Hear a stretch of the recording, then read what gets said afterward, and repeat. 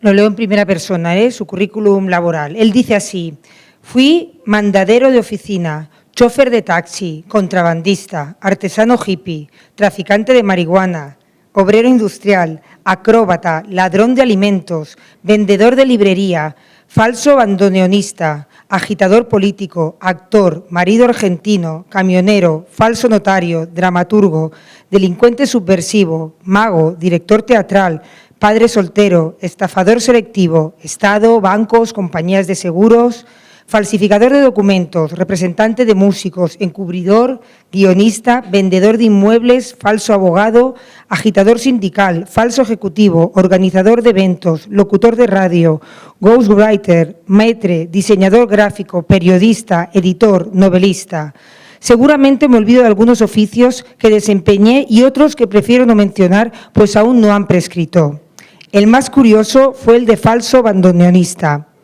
La orquesta típica del Tuki Almada comenzaba a destacarse gracias al virtuosismo del Tuki, a quien en los arrabales de Rosario le llamaban el Mozart del tango.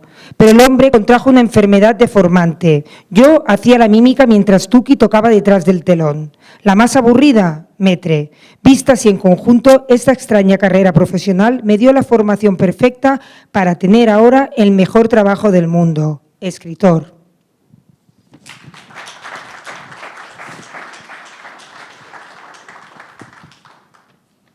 La idea de esta charla es la primera vez que la hacemos con Cristina, de manera que, bueno, todavía no sabemos cómo va a salir, pero yo creo que ustedes serán lo suficientemente indulgentes. Conejillos de indias, ¿no? Que decimos nosotros allí, ¿no? De prueba.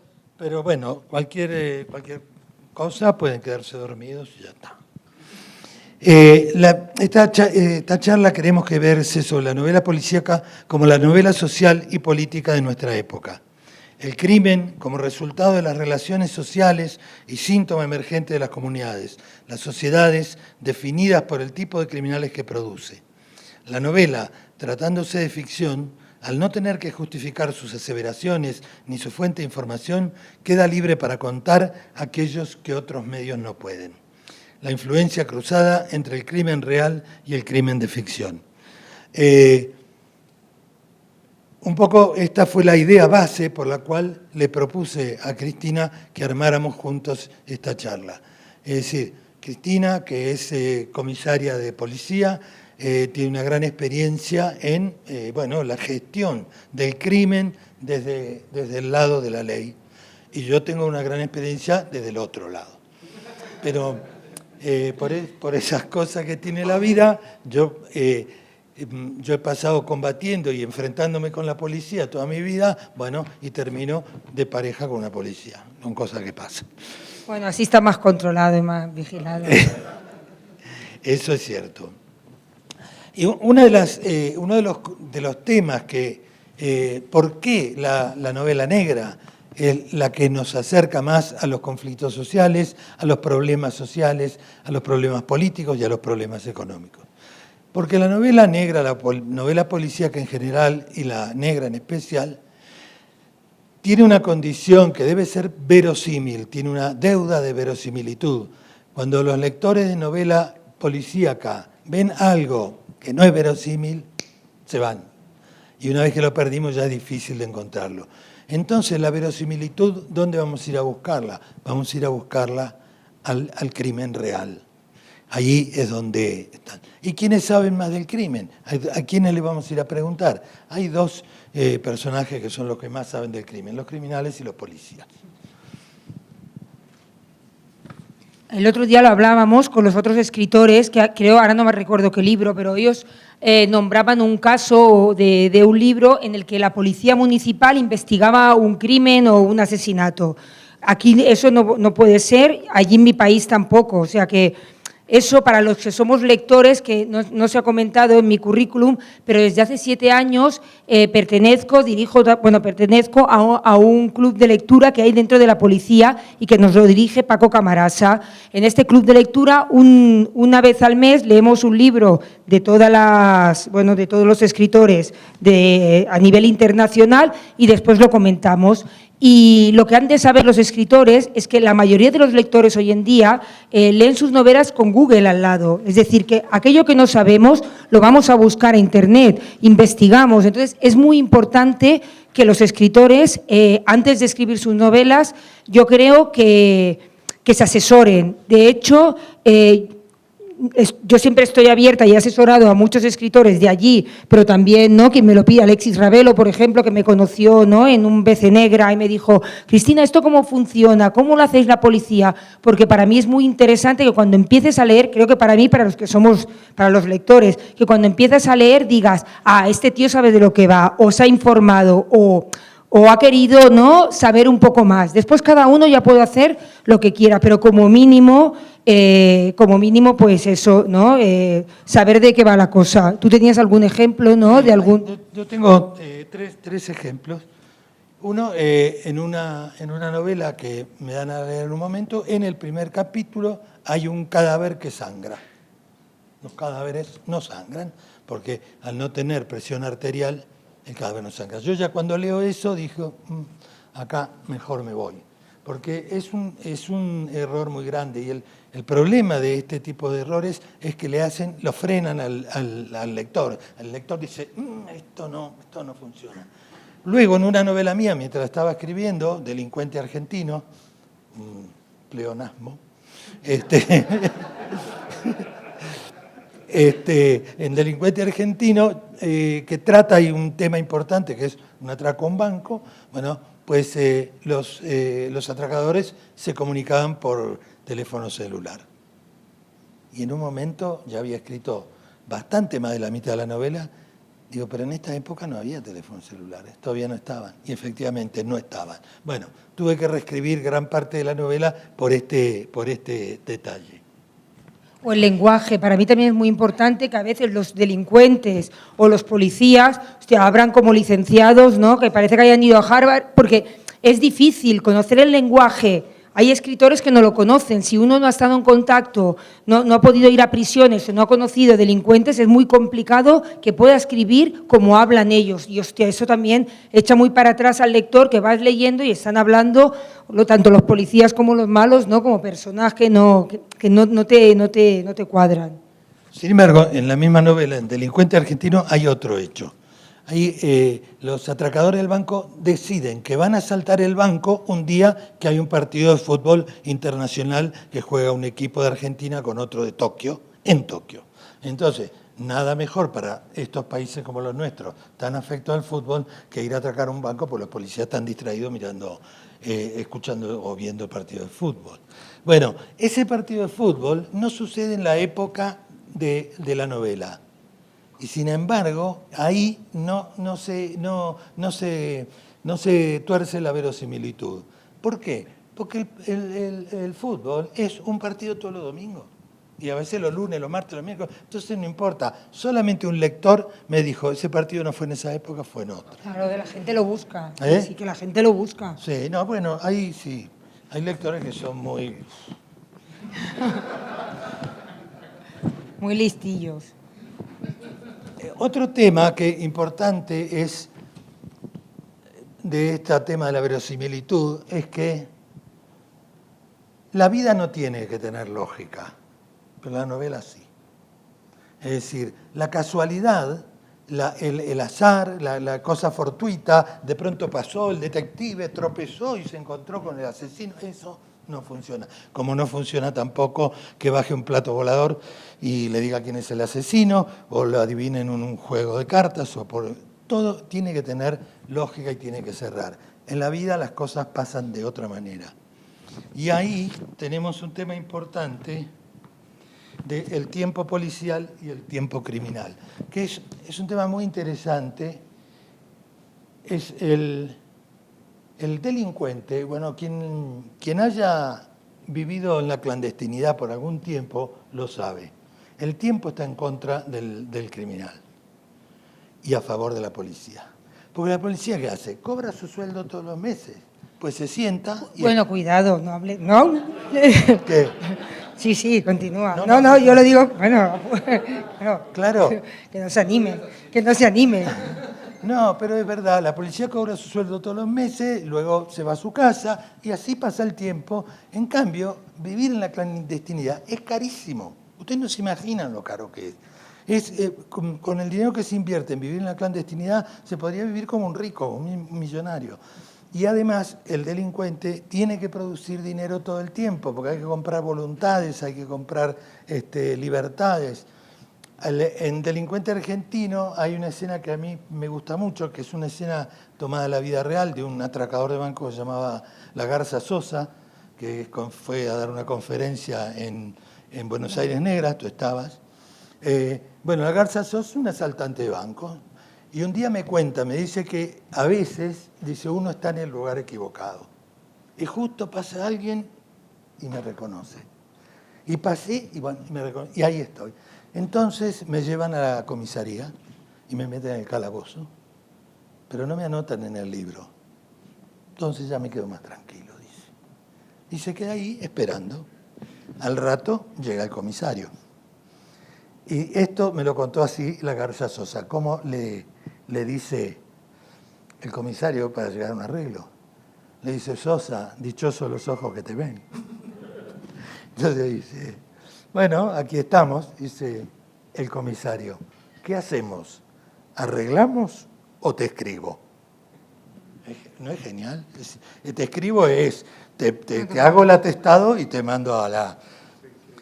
Bueno, esto pasa, digamos, este tipo de personajes como Sosa o como muchos otros son una fuente de información y de situaciones dramáticas maravillosas y literarias, porque arreglamos o te escribo, es una frase inventada por un escritor y sin embargo no lo es. Porque tú hablas del lenguaje. No, yo quería hablar ahora en referencia a lo que tú decías del modus operandi.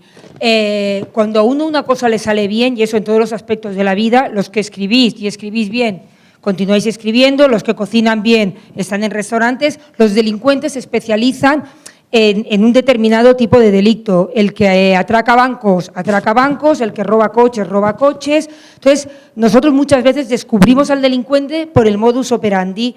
De la resolución que hay por los atracos de banco es casi de un 99%, 97, 98, 99%.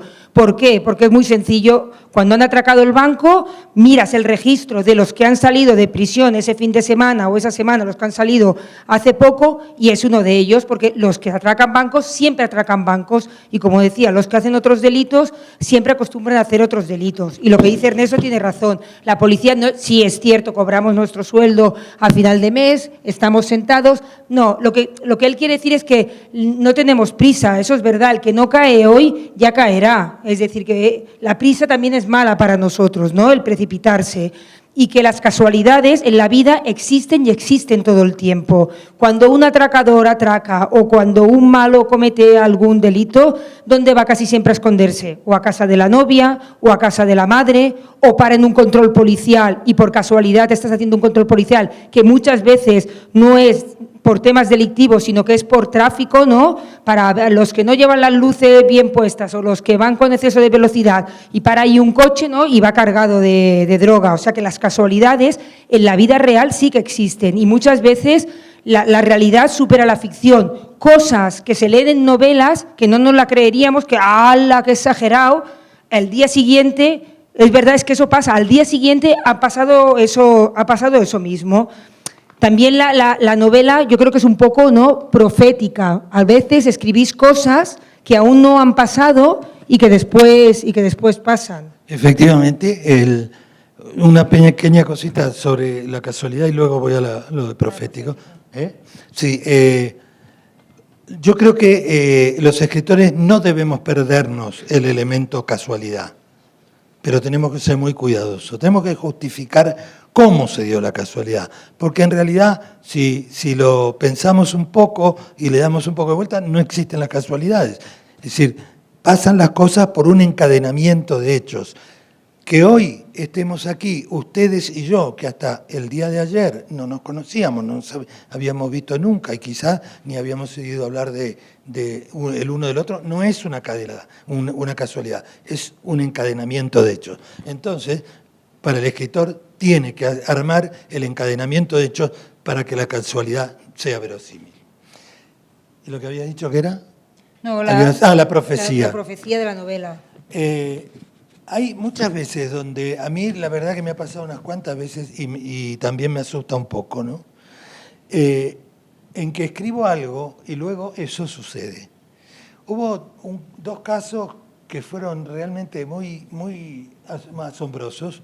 Uno fue el caso de un torturador y asesino de la provincia de Tucumán que se hacía llamar el Malevo Ferreira. Malevo Ferreira era un tío que había matado a un montón de gente, había torturado a un montón de gente, etcétera, etcétera. En mi novela Delincuente Argentino hay un torturador, jefe de un grupo de tareas de los grupos represivos, de los grupos de asesinos de la dictadura, que en un momento va a ser detenido. Llega Lascano, que es mi detective, con un oficial de justicia, con un fiscal, y lo van a detener. Y Lascano está solo con este tipo, y en un momento de la conversación le dice: Lascano, esto es algo que usted no se va a olvidar nunca. Abre el cajón, saca una pistola y se mete un tiro. 1 o 2 años después, no recuerdo bien, está el Malevo Ferreira dando una entrevista en la televisión. Y está el tipo hablando con el periodista y atrás se ve la policía que entra a detenerlo. Y el Malevo Ferreira se da vuelta, coge la pistola y ¡pum! Y se pega un tiro exactamente igual. Yo creo que lo leyó. Y yo, que por convicción estoy en contra de la pena de muerte, digo, bueno, habrá sido una cosa pedagógica, porque estos tíos, bueno, yo no los voy a condenar a muerte, pero si ellos quieren, ahí tienen el camino. Pasó lo mismo con otro personaje de Uruguay. Yo creo que este es un tema muy importante. Creo que hay una cuestión que es la intuición y la sensibilidad artística. Los artistas de cualquier género y los escritores también tenemos una sensibilidad especial para ver lo que está en el mundo, porque ese es el material con el cual vamos a trabajar. Y además, como todos hemos pasado hambre bastante tiempo, también hemos tenido que abusar el ingenio para sobrevivir. De manera que nosotros estamos detectando una cantidad de señales importantes en la sociedad, en las relaciones entre las personas, en el mundo, en los movimientos políticos, que nos permiten muchas veces adelantar acontecimientos, hechos. Yo escribí una obra de teatro llamada Quemambo, el de Colón, que se estrenó el 2 de abril de 1982. El 2 de abril de 1982 fue el día que la dictadura decidió invadir las Islas Malvinas. Lo hicieron a propósito. Claro. Y la última línea de diálogo de esa obra decía: Europa se viene a América y la sangre de los jóvenes nuevamente tapizará las aguas del Atlántico. Claro. La gente, los pocos que venían, porque había una guerra en la puerta, los se levantaban y se iban. Claro. ¿Qué tienes para decirme? No, que la policía, por desgracia, siempre vamos detrás del delincuente. Es decir, yo estoy ahora estoy dirigiendo un proyecto de inteligencia policial porque creo que cada vez más nos hace falta eso, la prevención y la predicción incluso, ¿no? La inteligencia policial, porque siempre vamos detrás. Cuando un determinado hecho delictivo, ahora por ejemplo que está muy de moda los hechos delictivos de las redes sociales, ¿no? Se pone de moda todas las estafas, estamos teniendo muchas allí en el país, todas las estafas, ¿no? En redes sociales. Cuando tú ya has podido seguir la pista de esa gente, ¡pam!, ya cambian de delito. O sea, siempre, aunque tú lo intuyas y digas, hostia, esto va a ir por aquí, siempre necesitas pruebas y siempre necesitas tener la certeza para poder investigar eso y tenerlo todo bien clasificado. En referencia a lo que decía él, hubo un escritor, Andreu Martín, un escritor catalán que escribe novela negra y conoce muy bien el cuerpo por dentro, que escribió un episodio que era que una pareja de policía entraba en un apartamento de una señora marroquina porque su marido le estaba pegando, padecía violencia de género y ella se asusta y al ver que entra la policía sale corriendo y se tira por el balcón y se mata. A partir de ahí hay un conflicto muy grave de la comunidad marroquina que creen que la policía ha sido quien ha tirado a esa mujer por el balcón. Pues este verano pasado, en una población de costa de Tarragona, nosotros tenemos un problema muy grave con los nigerianos, con los senegaleses que venden la venta ambulante, que aquí y en otros países se ve, pero allí los comerciantes, que son un lobby muy importante, se quejan. Bueno, nosotros nos dedicamos a perseguir esa venta ambulante y a todos los que están detrás de todo eso. Pues entró en un piso que se había investigado donde guardaban ese material de venta ambulante, que al final no dejaban de ser bolsos, camisetas, zapatillas. El tipo se asustó, por lo que fuera, se colgó del balcón para escaparse, cuando es que tampoco tenía nada, era un tema administrativo, con la mala suerte que cayó del balcón y se mató. Y a partir de ahí tuvimos un verano de conflictos porque esa comunidad dijo que la policía habíamos tirado a ese individuo. O sea que muchas veces lees en las novelas cosas que después suceden, como decía Ernesto. Cuando hicimos el primer de Buenos Aires Negra, dieron una charla conjunta la Garza Sosa, que ya le mencioné, y Daniel Rojo, que es un atracador de bancos español. Y luego de ellos vinieron a dar una charla 3 comisarios. Y yo cuando entré al comisario dije, siempre tarde ustedes. Claro, ya se han ido. Y es que es verdad, siempre vamos detrás. Pero hay una cosa que es importante. Los países que padecemos nuestras policías, y no voy a hacer nombre, no voy a nombrar, pero ustedes ya saben a quién me refiero, los países que padecemos nuestras policías, tenemos el problema, en tanto escritores, de meter policías en nuestras novelas.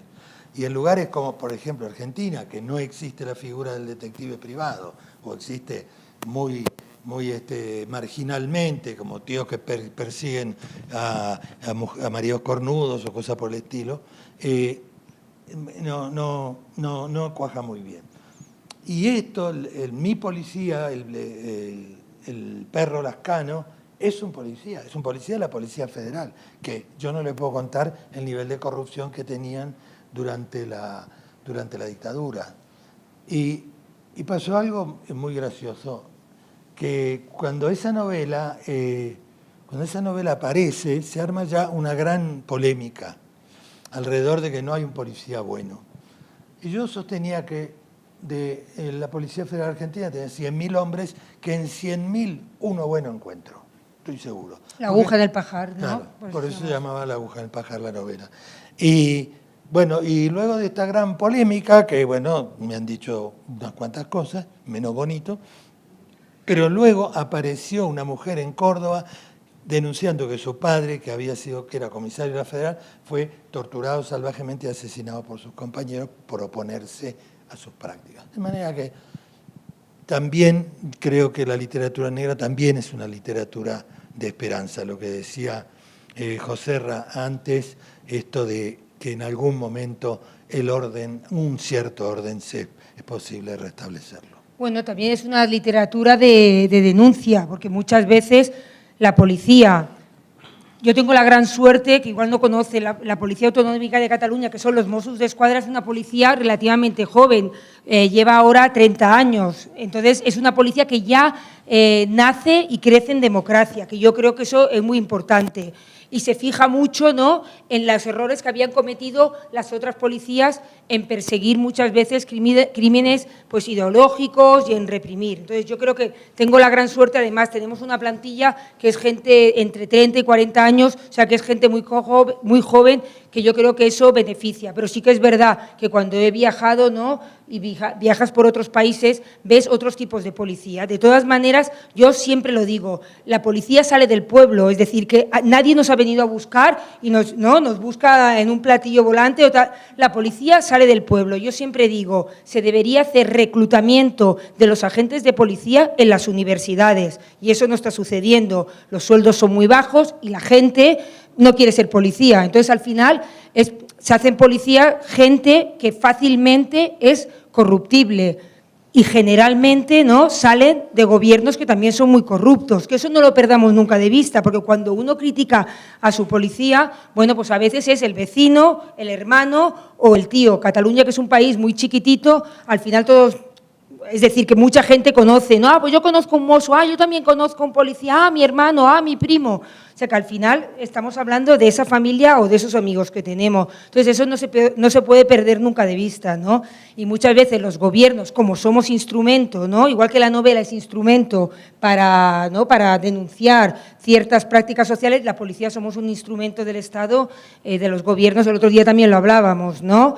Lo de los poderes, el ejecutivo y el judicial, que aquí alguna cosa se mezclaba, ¿no? Nosotros tenemos el poder ejecutivo y el poder judicial, que es completamente diferente.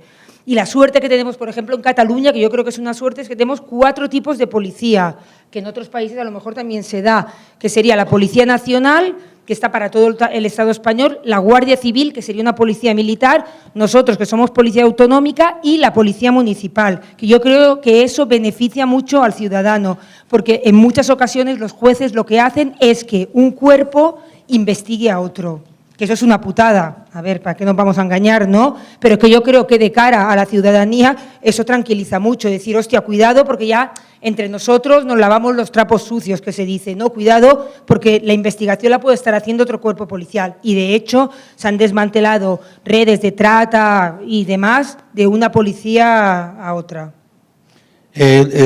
¿Cuándo fue? Bueno, la semana pasada que estábamos en Ciudad de México, escuchando una conferencia de Andrés, ¿se llama?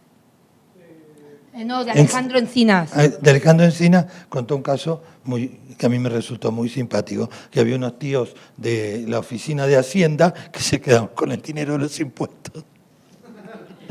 Tenían el kiosco perfecto, claro. Venía la gente a pagar su impuesto y los tíos se ¡plup! Y al bolsillo. Maravilloso.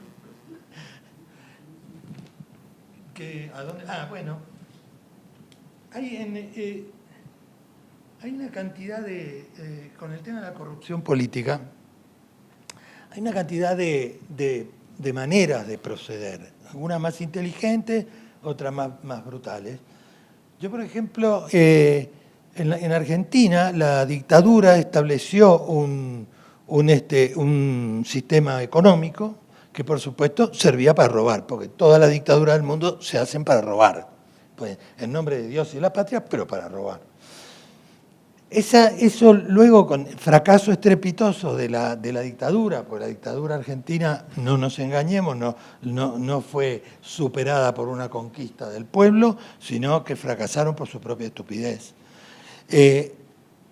Luego de haber hecho desaparecer 30.000 personas, de haber destruido el aparato productivo, luego de habernos metido en una guerra con la tercera flota del mundo, bueno, se tuvieron que ir, obviamente.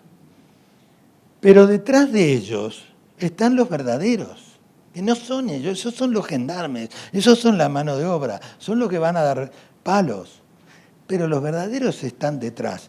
Y luego del periodo de Alfonsín, que fue la primera democracia, luego de la dictadura, que fue una democracia acosada, perseguida, realmente con mucha hazaña, con todos los grupos empresarios en contra, vino el gobierno de Carlos Menem.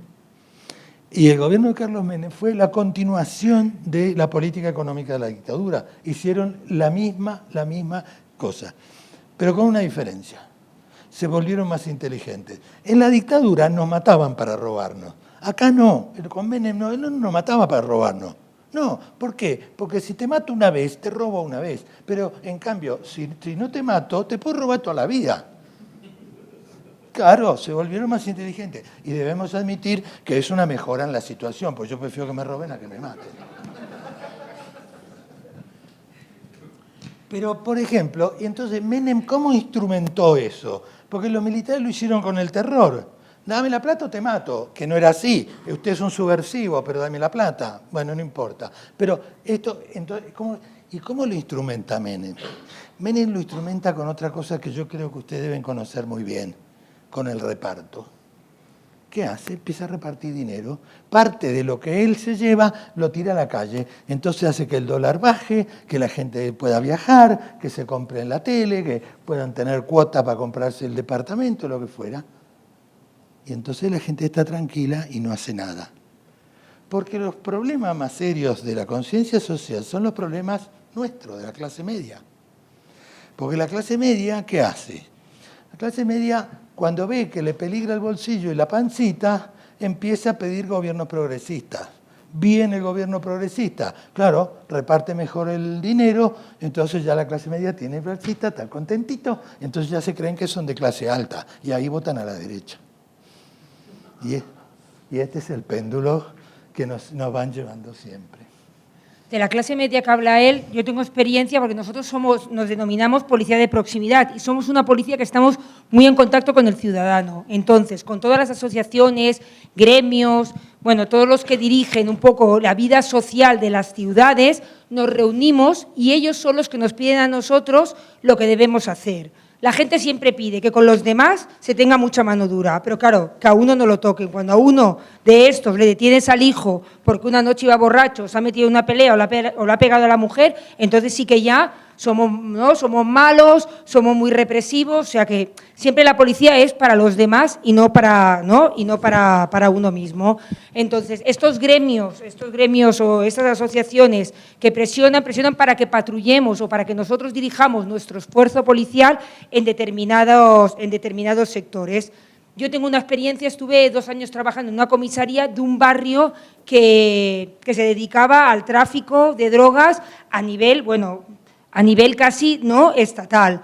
Eso lo sabía todo el mundo. A mí me destinan allí, yo llego, y es que era de una impunidad absoluta, que es por lo que se tiene que luchar, por la impunidad. Llegaban los coches robados, aparcaban delante de la comisaría, porque la comisaría estaba ubicada en medio de ese barrio, ¿no? Bajaban, compraban la droga y se iban.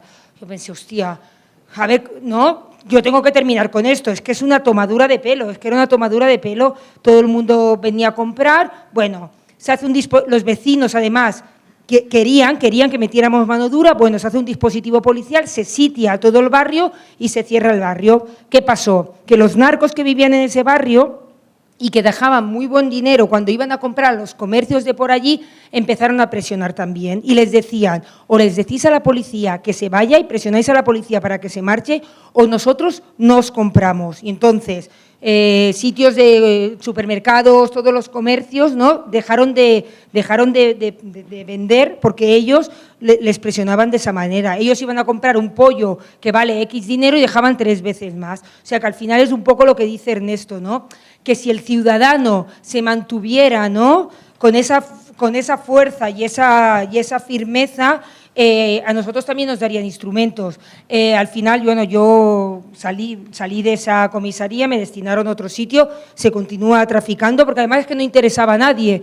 Te reunieras con quien te reunieras, decían que ya estaba bien allí, que aquel barrio ya estaba controlado, que si no se había expandido por todas las otras ciudades, o sea que a veces las políticas de seguridad no dependen tanto de la policía como de los gobiernos que nos dirigen y también del ciudadano que nos exige. Y el ciudadano es muy exigente, ya he dicho antes, ¿no? Con los otros y pide mano dura para los otros, pero no para uno mismo. Esa es la verdad absoluta.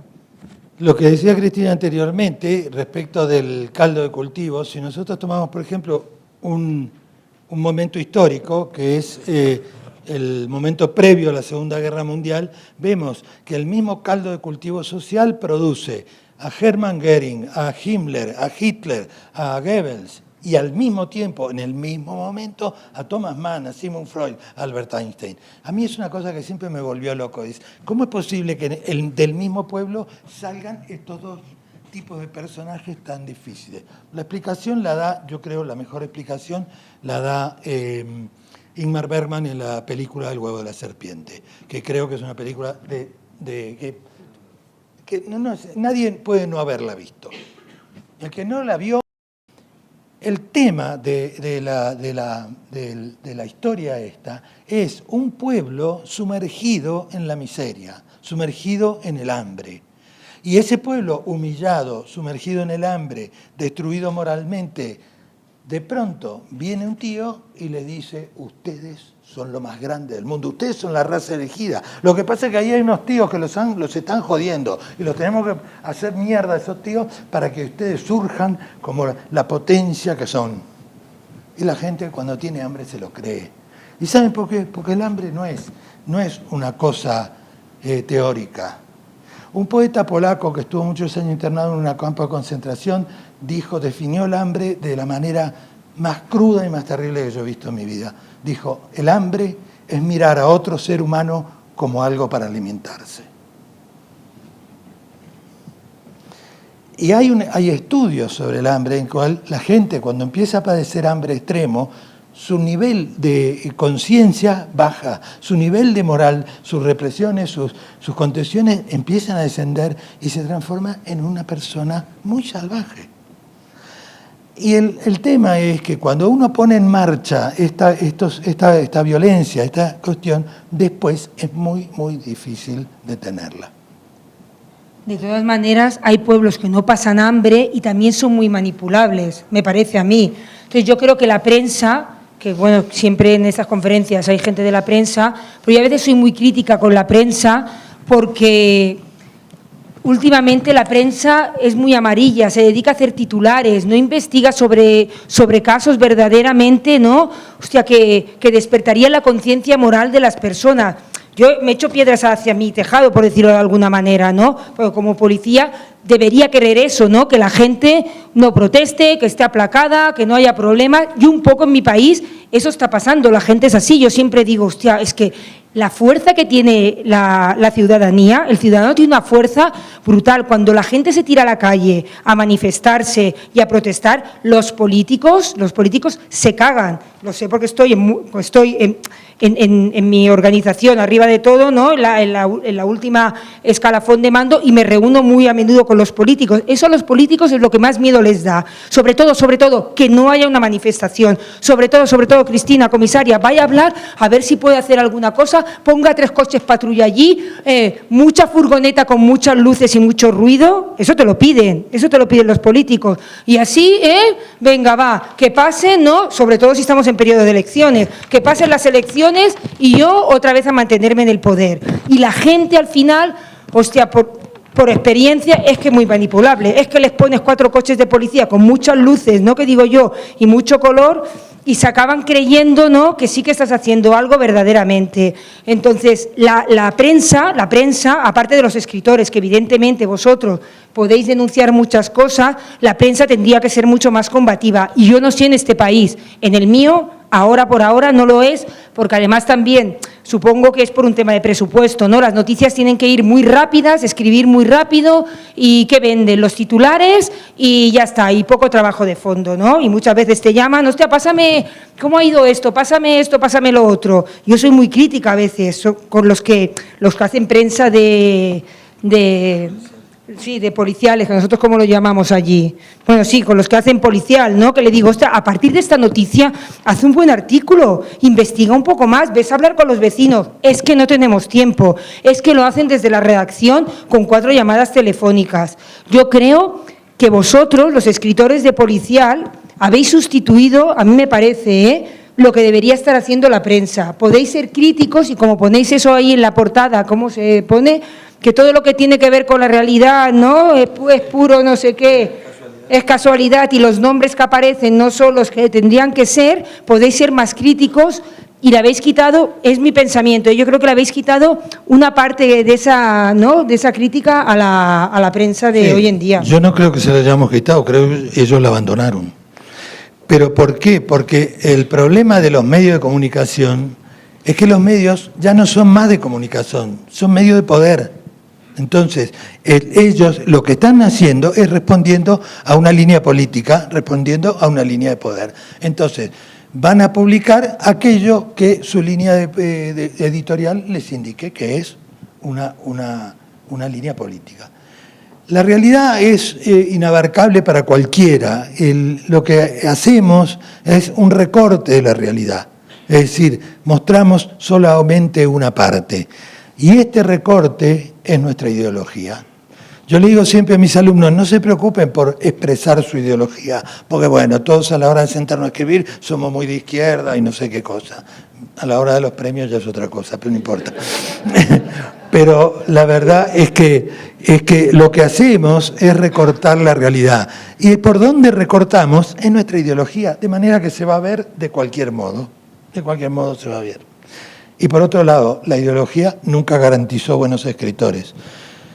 Hay una cuestión que yo la digo y escandaliza un poquito, que es que si uno es un escritor de izquierda, con todos los ¿cómo se llaman?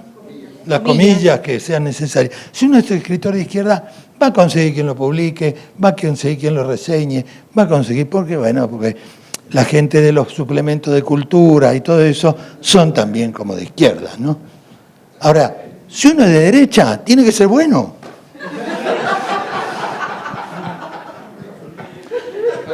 Claro, tome el caso de Vargas Llosa. El caso de Vargas Llosa, tipo más fascista que él, poco, pero es muy buen escritor, nos guste o no nos guste. Entonces, bueno, esto es una cosa que los que nos hacemos llamar escritores de izquierda no le podemos dejar a los de derecha. Tenemos que ser buenos, a pesar de que tengamos un amigo hermano del alma en el suplemento cultural del domingo. Más. El criminal es un producto social y erradicar el crimen no es posible, no existe. Esto es lo que prometen todos los políticos, lo que dicen, nosotros vamos a terminar con esto, vamos a terminar con aquello y no terminan con nada. Y no terminan con nada por una razón muy sencilla, porque el crimen es funcional a la sociedad. Ustedes imagínense que mañana llega a México un ministro del Interior lucidísimo, inteligentísimo, con muchos recursos, y mañana hace que el crimen desaparezca. Pues yo le digo una cosa, pasado mañana están todos muertos de hambre. ¿Por qué? Porque el dinero que genera el crimen, toda esa economía que genera el crimen, le da trabajo a muchísima gente, aunque no sea el crimen. La droga mueve en el mundo 300.000 millones de dólares al año. Es una cifra imposible ni de pensarla. Es el Producto Bruto de Brasil. O sea, que el narcotráfico se mete todos los años un Brasil en el bolsillo. Y entonces, ¿quién lo va a combatir? El policía ese que yo vi en la esquina, ahí en Aguascalientes, los dos policías esos con el uniforme, eso lo van a combatir. Si los otros tienen más dinero, más recursos, más todo. No hay interés. Entonces, debemos llegar a la conclusión de que el crimen es un problema de control. Sí, lo que pasa que, a ver, yo estoy de acuerdo, ¿eh? ¿Cómo se la pasé, no? No, yo estoy de acuerdo. Después se casa. No es verdad. Bueno, ya veremos. Hablando del narcotráfico, el otro día Encinas también decía lo mismo, que él había escrito un libro sobre qué era, sobre poder, droga y poder, y que las políticas abolicionistas no habían funcionado. El problema de los narcotraficantes es que, y de muchos grupos criminales, es que han diversificado su manera de actuar. Ya no solo se dedican a la droga, se dedican a la droga y aparte hacen extorsiones y secuestros y robo de viviendas y robo de coches. Entonces yo lo que sí que creo que es muy importante y lo que dice él, no menospreciar a esos dos policías de la esquina de allí de Aguascalientes. Yo creo que se ha de empezar por abajo. Es decir, hay dos tipos de lucha, la de los grandes, la de los narcotraficantes, y para eso ha de haber mucha relación entre los países, se han de pasar las informaciones y las policías no pasan la información ni dentro del mismo cuerpo policial, que a veces hay operativos en mi zona y yo no lo sabía, y te llama algún alcalde y te pregunta y no lo sabías, y es que te dicen que no lo podías saber por si se filtraba. O sea que dentro de la policía ya hay mucho desconocimiento y no se pasa la información. O sea, imagínense a través de países, ¿no? Todo el tema de los paraísos fiscales, denunciar todos esos temas. Pero yo creo que la gran lucha está a dos niveles, a este alto nivel, pero también en la de la policía de la calle, del policía municipal, que cualquier cosa que ve, que cualquier cosa que escuche, ¿no?, tolerancia cero. Empezar por lo más bajo, porque se empieza, bueno, ya ha habido mucha teoría, sobre todo en Estados Unidos, que lo estudian todo, ¿no? El fenómeno este de las ventanas rotas o de los cristales rotos, ¿no?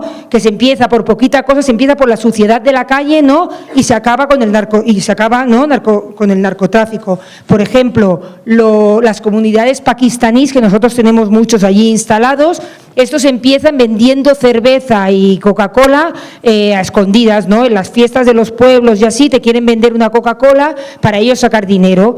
Cuando la policía lucha contra estos, dejan de hacer esto y ¿qué pasa? En el segundo nivel, ¿qué es? El trapicheo. Y después ya se hacen más grandes y se montan ahí, ¿no?, un pequeño grupo criminal de tráfico de drogas. Yo es que creo mucho en la función de la seguridad ciudadana, porque llevo 25 años en la policía y siempre he estado en la calle. Ahora porque dirijo que dirijo la región policial esta donde estoy, que dirijo 15 comisarías, pero creo tanto en el policía de la calle y mucho en la policía municipal, porque esto es que la gente, si tú estás atento y escuchas, la gente te pasa mucha información y se puede frenar mucha cosa a nivel preventivo. Entonces, sí, hay esas dos luchas. El narcotráfico sí, pero el pequeño delito también, porque si no, al final la impunidad lo que crea son sociedades, bueno, como las que vivimos, ¿no? Como las que viven muchos de ustedes, ¿no? Que son sociedades completamente impunes y el ciudadano es que pierde, ¿no?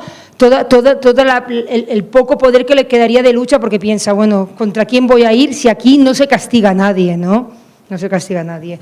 Que yo creo que aquí hay otro tema que es el de los jueces, como mínimo también en mi país, ¿no? Claro, los jueces al final son los que dictan justicia y en muchas sociedades los jueces también son corruptos y también están comprados. Entonces es complicado. Para mí la lucha está con la impunidad, no en hacer más cárceles, porque hacer más cárceles, ¿quién van a las cárceles? ¿Has visitado algunas cárceles? Sí. Cuenta lo que viste. Bueno, si van a visitar unas cárceles ya verán lo que ven. Las cárceles están llenas de pobres y de tontos. Sí, porque los ricos no van a la cárcel. Y si van a la cárcel, van a otras cárceles, y a ¿no? Otras, y por poco tiempo, ¿no? Y con muchísimas comodidades. Lo cual nos lleva a un tema. Hubo un prócer argentino que se llama Juan Bautista Alberdi, que fue el que acuñó aquella frase que dice: los pueblos tienen los gobiernos que se merecen. Con la cual yo no estoy totalmente de acuerdo. Estoy más de acuerdo con lo que dijo André Malraux, que fue el ministro de Cultura de Francia, que dijo: los pueblos tienen los gobiernos que se les parecen. Yo creo que es exactamente así. Es decir, es un espejo muy difícil en el cual mirarse. Mirarse en el espejo del gobierno de uno, mi Dios, es difícil. Pero los hemos creado nosotros, los hemos inventado nosotros y los hemos elegido nosotros. Aunque no los eligió tú o tú puntualmente, pero los hemos elegido. Y esto habla de quiénes somos como pueblo, de qué somos como identidad. Y hay un hecho que es una regla matemática, que es menor calidad política, menor calidad económica, menor calidad criminal. El problema de la criminalidad, como decíamos antes, que es un problema de control, es que tenemos criminales de muy mala calidad. Claro, tenemos que mejorar la calidad de los criminales. Un criminal inteligente no va a matar, ni va a golpear, ni va a herir para robar. Él quiere dinero y quiere vivir tranquilo, pero sabe que el Código Penal le va a pegar más fuerte si mata o hiere que si solo roba. Entonces necesitamos que tengan más instrucción los criminales. Claro, porque todo este tema es en definitiva un tema de educación.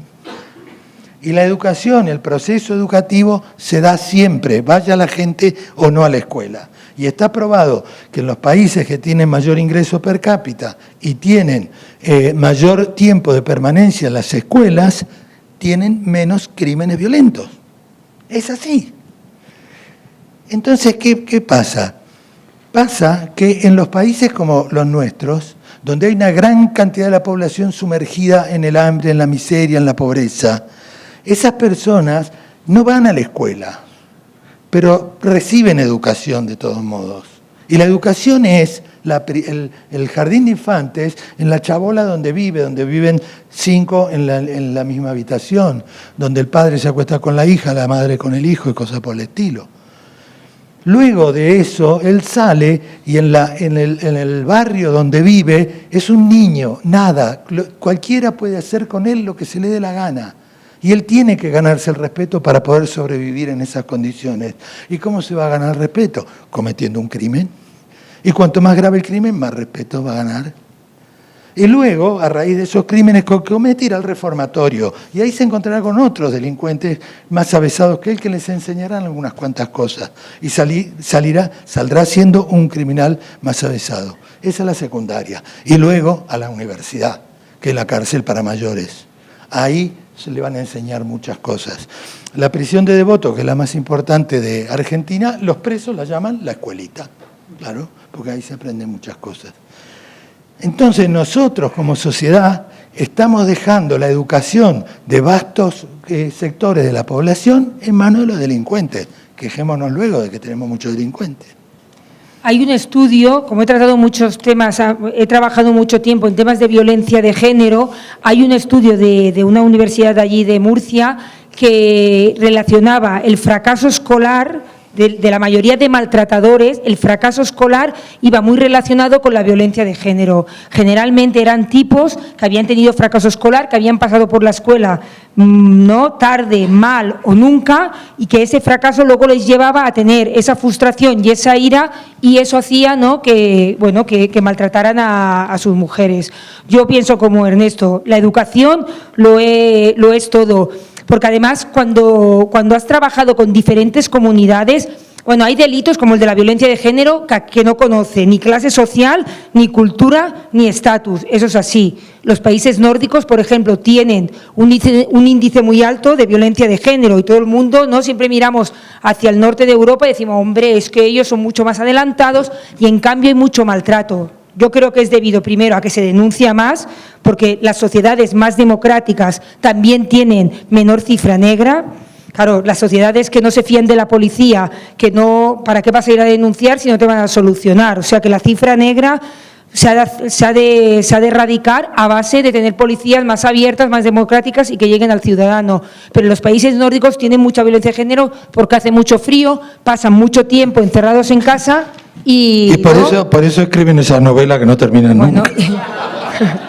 Exacto, y los que no leen beben mucho, ¿no? Y por eso hay más violencia de género. Ese sí que es un tema que sería más universal, pero el resto depende mucho de la educación. Y ya digo, yo que he trabajado con diferentes comunidades, cuando trabajas en barrios de gente que ni de poder adquisitivo alto, el otro día hablábamos de Gracia, el barrio de Gracia, que es gente muy bohemia, con estudios, hay mucha gente dedicada, ¿no?, pues eso, a escribir, a pintar, son gente con un nivel intelectual alto. La policía lo tiene mucho más difícil, la policía y los gobiernos, porque ellos ya te exigen lo que quieren. O sea, tú no puedes ir ahí con 4 milongas a explicarles que bueno, que eso no, ya lo investigaremos. No, porque saben de leyes y te vienen con la legislación en la mano. Que para mí eso fue un gran reto y a mí ya me gusta trabajar así.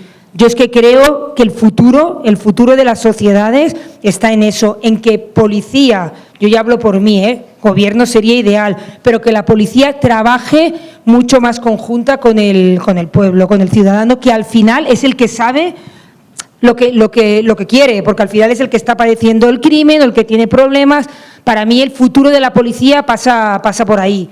A ver, en mi país estamos muy lejos de ahí y yo supongo que en otros países, ¿no?, por lo que yo pude ver ahí en Buenos Aires, está muy lejos, pero yo creo que ese es el futuro, el trabajo ese conjunto, si no, malamente, que decimos nosotros. Sí, entonces un poco siguiendo con esta línea de pensamiento, es ¿por qué en una jornada de literatura estamos hablando de todos estos temas?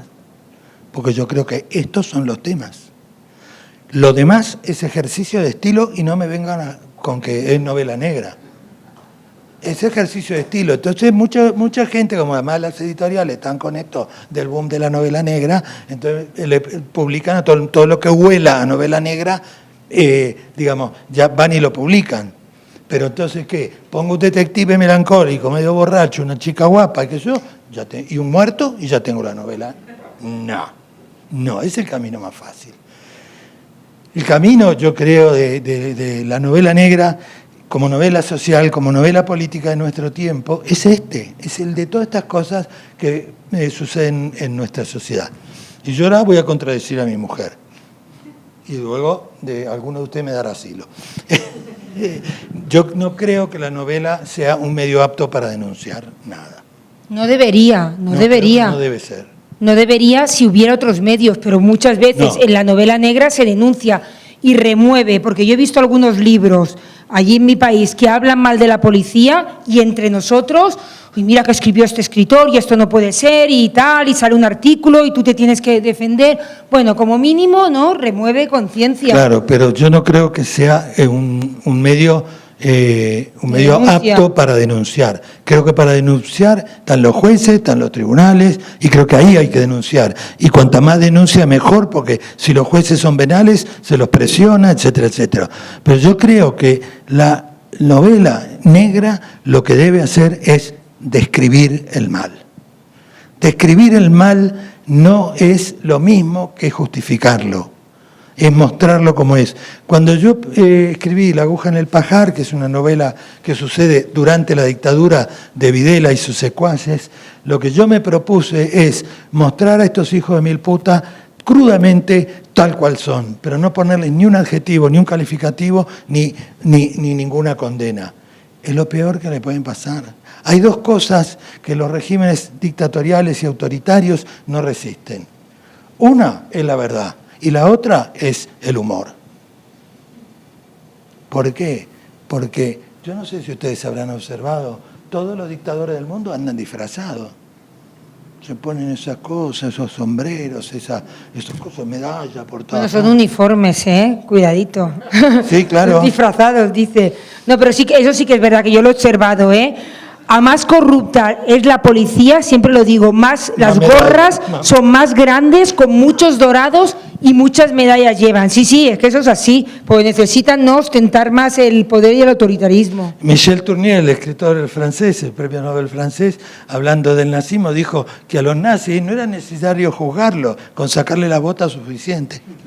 Claro, te los imaginas si no pueden. Por eso es muy importante, el gobierno, la dictadura de Onganía comenzó con un acto político, que fue clausurar la revista Tía Vicenta, que era una revista de humor y no de izquierda.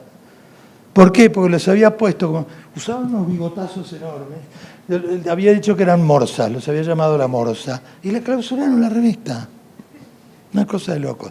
Pero bueno, en esta línea de pensamiento hoy el mundo ha cambiado bastante, hay pocas dictaduras en el mundo, sobre todo en Latinoamérica, que vaya casualidad.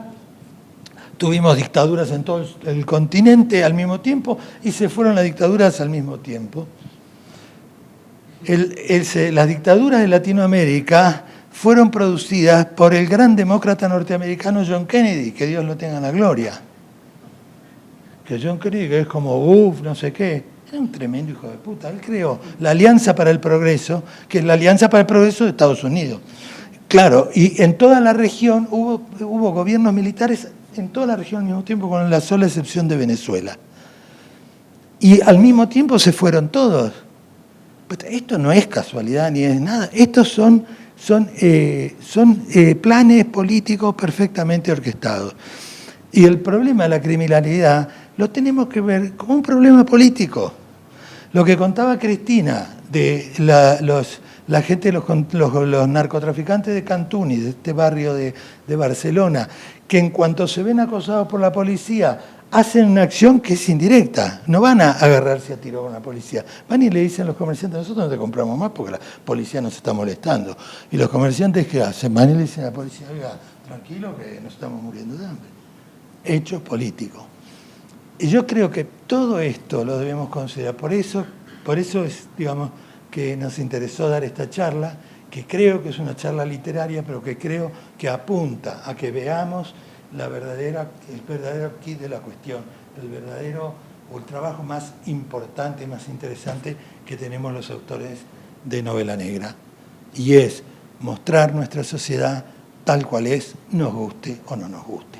Y si queremos, además de todo eso, poner a la chica guapa, al detective borracho y al cadáver, pues no hay ningún problema. Pero lo importante es lo otro. Bueno, pues muchísimas gracias. Momento, falta una cosa. No, por si quería hacer alguna pregunta o participar. No, una cosa. El tema que tenemos ahora todas estas democracias, qué sé yo, pero la democracia no es ir y votar y poner un sobrecito y luego desentendernos. La democracia es todos los días. La democracia es no conformarse, la democracia es protestar, la democracia es hacer presión y utilizar el arma más importante que tenemos los civiles, que es la resistencia civil. Jodámoslo por el lado del dinero. Si lo jodemos por el lado del dinero, ya van a ver cómo vienen al pie y se calman. Nosotros tenemos que darnos un debate social respecto a la criminalidad. Lo que hablamos de la calidad criminal, tenemos que decidir qué clase de criminales queremos tener. Y también, así como decidimos qué clase de políticos queremos tener, de gobernantes que queremos tener. Porque lo más frecuente es que sean los mismos. Claro, pero está relacionado. Gracias.